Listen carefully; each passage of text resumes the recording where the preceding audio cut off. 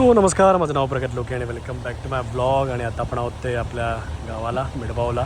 मस्तपैकी असा मिडबावचा समुद्र किनारा आम्ही बऱ्याच वेळा माझ्या ब्लॉगमधून दाखवला आहे, पण आज काहीतरी दाखवते वेगळं आहे. हे बघा, अशी एक संरक्षक भिंत उभी राहते आमच्या गजबादेवीच्या मंदिराच्या खाली अशी. आणि तुम्ही बघू शकता की इथे आम्ही बऱ्याच वेळा कल्चा वगैरे काढलेला. आपण लास्ट टाईम पण आणलो तेव्हा तिथे गेलो आणि त्यावेळी कामाला जस्ट सुरुवात झाली आणि मी फक्त महिनाभरानंतर येतो आहे. महिना तरी झाला आहे की नाही मला माहिती नाही, पण त्याच्या आतमध्ये एवढं फटाफट काम होऊ शकतं. मी सरप्राईज आहे बाबा की एवढं फटाफट काम कसं झालं आहे.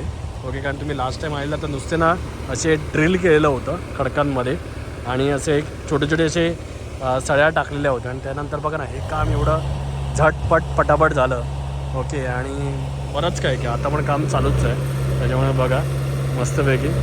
ओके, आणि तिकडे पण बघा, म्हणजे तुम्हाला तिकडे पण जाऊन दाखवेन मी काय झालं आहे ते. ओके, पण हे तर बघा आता पण खडी टाकण्याचं काम चालू आहे. आणि ते दगड बघा कसे सगळे वरती काढले गेलेले आहेत. आणि मला असं वाटतं कुठे ना कुठेतरी ते दगड ना असे बघा तिकडे तुम्हाला दिसत असतील तर बघा, तर तिथे ते असे संरक्षक भिंत म्हणून लावले जातात, म्हणजे अजून काय ऱ्हास होणार नाही. आणि हे सगळे असे दगड काढले गेलेले आहेत कुठे ना कुठेतरी.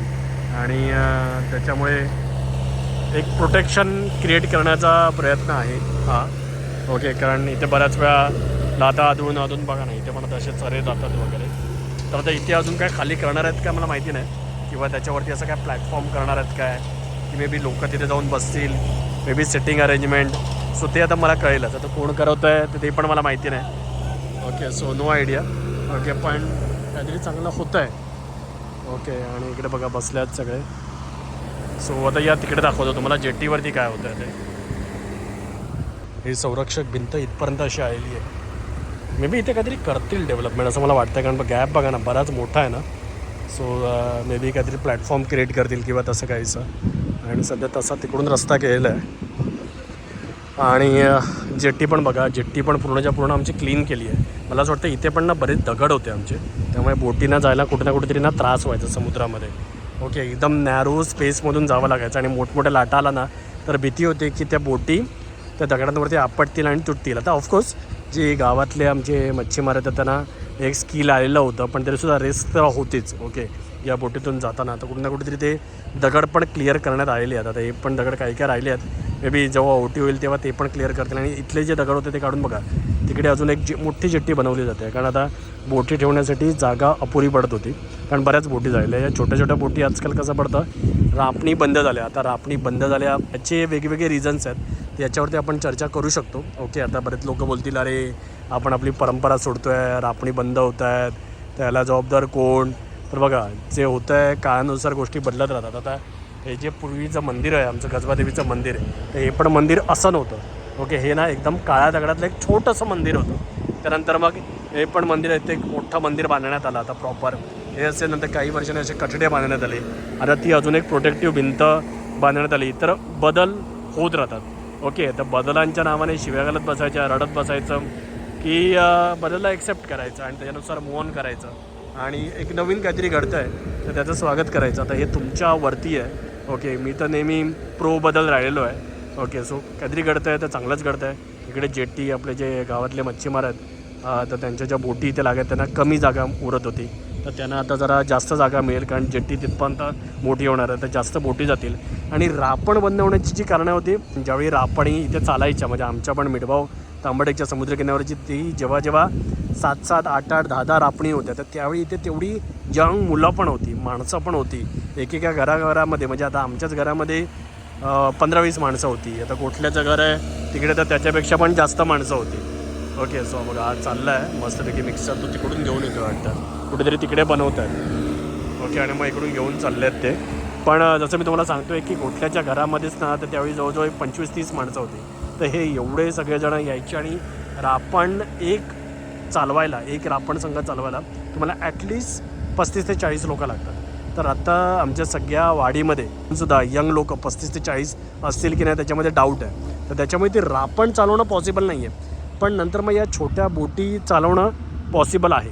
याचं रिझन काय आहे की एका बोटीमध्ये ना एक बोट समुद्रामध्ये जाण्यासाठी मिनिमम 2 लोक लागतात. ओके, 2 लोकांमध्ये तुम्ही एक बोट पाण्यामध्ये ढकलू शकता. तर त्याच्यामुळे एकदम 35-40 लोकं एकाच वेळी जमण्याची गरज नाही राहिली आहे. कारण प्रॉब्लेम काय, लोकं आहेत पण प्रत्येकजण आपापल्या वेगवेगळ्या कामामध्ये बिझी आहे. कोणी आंब्यामध्ये बिझी आहे, कोणीतरी दुसरा बिझनेस सेटअप केला आहे. तर त्याच्यामुळे एकाच वेळी त्या सगळ्यांना 35-40 लोकांना येणं जमत नाही. पण एका वेळी 2 लोकं 3 लोकं, आता बोटीतून या जनरली 2 नाही तर 3 लोकं जातात, तर तेवढे मॅनेज होतात. तर मग आता गावातली जी मुलं आहेत तर त्यांनी या छोट्या छोट्या बोटी टाकल्या आणि त्या बोटीतून मग आता ते मासेमारी करायला जातात. अशा प्रकारे रोजगार क्रिएट झालेला आहे. जिथे एक रापण होती त्याच्या आता इकडे तुम्ही बघू शकता एक 8 ते 10 बोटी आहेत तिथे.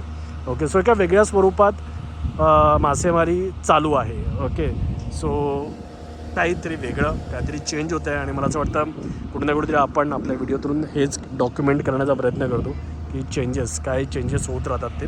तसेच काही असे चेंजेस आता तिकडे पण होतात. तर तिकडे तुम्ही बघितलं तर आता पूर्वी आमच्या इथे अशी दुकानं नव्हती, तर इकडे आता आमच्या जवळली दुर्वा वगैरे आहे, तर त्यांनी मस्तपैकी दुकानं थाटली आहेत. तर पर्यटकांची मुली आहेत वाडीमधल्या, तर त्या इथे पर्यटक येतात, तर मग त्यांच्या सोयीसाठी मग खाण्यासाठी तर त्यांनी छानपैकी ते बनवलेलं आहे. ओके, तर तुम्ही ते पण बघू शकता. तर दुकानं आहेत आणि म्हणजे देवीच्या ओटीसाठी पण जे सामान लागतं पूर्वी लोक घरातूनच घेऊन यायची. ओके, आणि आता ते सामान तुम्हाला इथेच मिळून जातं. प्लस कोल्ड्रिंक्स वगैरे मिळतात. आणि तिकडे बघा एक JCB तुम्ही बघू शकता खणण्याचं काम करतो आहे. तर आता हा जो परिसर आहे तर हा पण मला असं वाटतं डेव्हलप होणार आहे. ओके, सो इथे पण मस्तपैकी छान भक्तनिवास वगैरे होण्याची शक्यता आहे असं मी ऐकलं आहे. आता काय कसं किती होतं त्याची मला काहीच आयडिया नाही आहे. ओके, जर कोणाला आयडिया असेल तर कमेंट करून सांगा ना, तर मला कम्युनिकेट करा. तर तसं मग मी कम्युनिकेट करेन, कारण मीच येतो असं महिन्याभरातून आणि असं एखादी संध्याकाळ मिळते.